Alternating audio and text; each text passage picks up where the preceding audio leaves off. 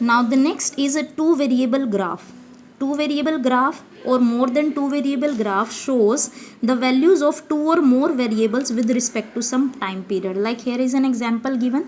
Here months are given: January, February, March, April, and production and sales. Two variables are given: production corresponding to each month and sales corresponding to each month are given. Now in the graph we have to show both these variables together.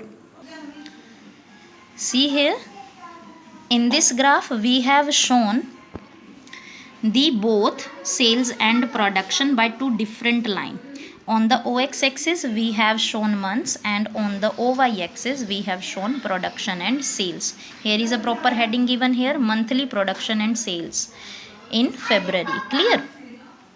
Now here two lines are to be drawn, one for sale and one for production. So we have to show here in the index that the continuous line is showing production and the dotted line is showing sales. Clear?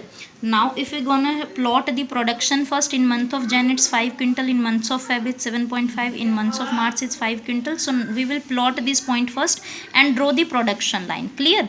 Then we will plot the sales points. In month of Jan it's 7.5, in month of Feb it's 10, in month of March is 7.5. Now in this way we will plot the points of sales, and then we will join these points by a dotted line. You can see the difference here. Two lines have been shown, one is sales, one is production, but the methods of drawing these lines are different. This is a continuous line, this is a dotted line. Clear? So the dotted line represents sale and the continuous line represent production. Arithmetic line graph or time series graph is the simplest one. You just have to plot the points and join them with the line.